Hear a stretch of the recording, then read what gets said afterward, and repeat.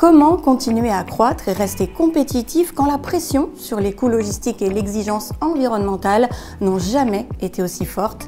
C'est ce que je vous propose de découvrir tout de suite avec la société Nomadia depuis le Royal Monceau à Paris.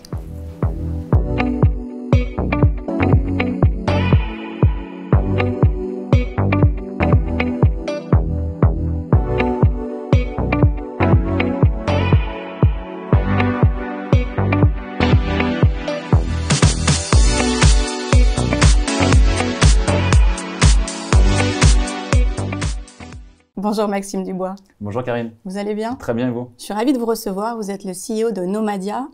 Tout d'abord, j'aimerais en savoir un petit peu plus sur l'entreprise et à qui s'adressent vos solutions. Alors Nomadia, nous sommes un éditeur français de logiciels SaaS, de mobilité. Alors ce que nous faisons, c'est aider les entreprises à mieux piloter la gestion de leurs collaborateurs itinérants. On parle de collaborateurs itinérants quand ils sortent des murs des entreprises. Et donc on peut penser à des fonctions de technicien de maintenance, de commercial, d'agent de sécurité, de chauffeur-livreur. Et ce qu'on fait, c'est qu'on les aide à mieux piloter, organiser, planifier ces activités au service de 3 objectifs. Une plus grande performance économique, une qualité de service et une sobriété carbone. Très bien. Je me suis un petit peu renseignée sur votre parcours. C'est vrai qu'il est édifiant. Vous avez notamment travaillé pour de nombreuses sociétés aux États-Unis comme Apple. Pourquoi, à un moment donné dans votre carrière, vous avez switché? Qu'est-ce qui a fait que vous êtes aujourd'hui chez Nomadia? Alors c'est vrai qu'avant de devenir le PDG de Nomadia en septembre 2024, j'ai évolué pendant de nombreuses années auprès des gros acteurs du monde de la technologie américaine. Alors pour moi, c'était vraiment intéressant de comprendre l'hypercroissance de ces secteurs, d'être au plus près de l'innovation et puis également de comprendre une mise à l'échelle pour pouvoir adresser finalement des problématiques au niveau mondial et donc comprendre comment on structure, comment on gouverne ces grands paquebots. Ça a été passionnant et après ces nombreuses années, j'avais la volonté d'être plus près de mes valeurs, plus aligné à mes valeurs. Et j'avais réellement envie de faire ce que j'aime, c'est-à-dire gérer des entreprises, gérer des activités, mais également au service de la durabilité. Et c'est là que la mission de Nomadia s'est présentée. Et pour moi, ça a été une décision évidente. Et donc aujourd'hui, je suis très heureux d'être le PDG de cette très belle entreprise. Vous vouliez allier en quelque sorte performance économique et impact positif, si je comprends bien. Vous ambitionnez désormais de faire de Nomadia un leader européen de mobilité intelligente. Est-ce que vous pouvez nous parler de vos grandes priorités aujourd'hui? Alors tout à fait. Nos priorités sont claires. Premièrement, de continuer à innover, innover autour des grandes tendances technologiques d'aujourd'hui, comme l'intelligence artificielle générative, qui pourra permettre à des collaborateurs itinérants de mieux préparer, exécuter et synthétiser leurs interventions. Ça, c'est la première des choses. La deuxième, c'est de densifier notre présence à l'international, notamment à l'Europe. Et puis, continuer à être un leader dans l'engagement sociétal de nos activités. Donc, je dirais que notre vision, elle est claire. Dans 5 ans, nous souhaitons être le leader des métiers du terrain. Et donc, c'est la raison pour laquelle on met en place ces initiatives pour accomplir cette vision. Vous venez de le dire, vous êtes présent à l'étranger, dans plus de 95 pays. Vous continuez de recruter fortement aussi en France. Selon vous, qu'est-ce qui fait la force de votre société et la différence avec les autres? Alors déjà, la force, je dirais, c'est nos collaborateurs. On a la chance d'avoir des collaborateurs engagés, passionnés. Et ça, c'est extrêmement important pour créer de la valeur au niveau d'un groupe. La deuxième chose, ce sont nos valeurs, des valeurs d'audace, d'innovation, un ancrage local fort.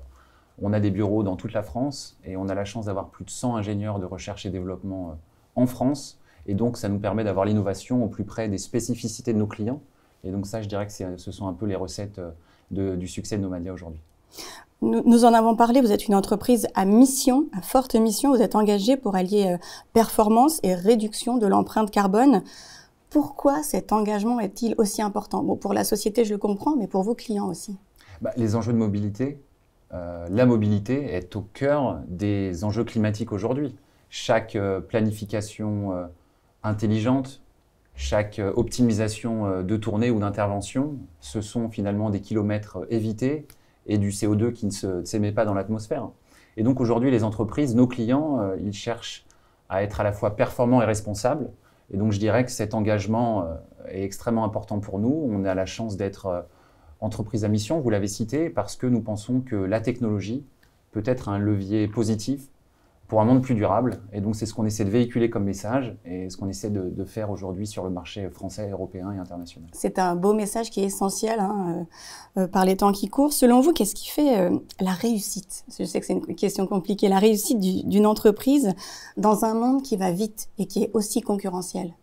La première des choses, Karine, je dirais que c'est la capacité d'adaptation. On est, vous l'avez dit, dans un monde imprévisible d'un point de vue économique, technologique, politique, environnemental. Et donc, la nécessité, c'est d'être agile et de pouvoir changer sa stratégie rapidement ou en tout cas changer d'orientation si les besoins le nécessitent. Ça, c'est la première des choses. La deuxième, c'est la capacité à donner du sens. Et c'est extrêmement important pour emmener nos collaborateurs, nos clients, notre écosystème, de donner du sens à ce qu'on fait.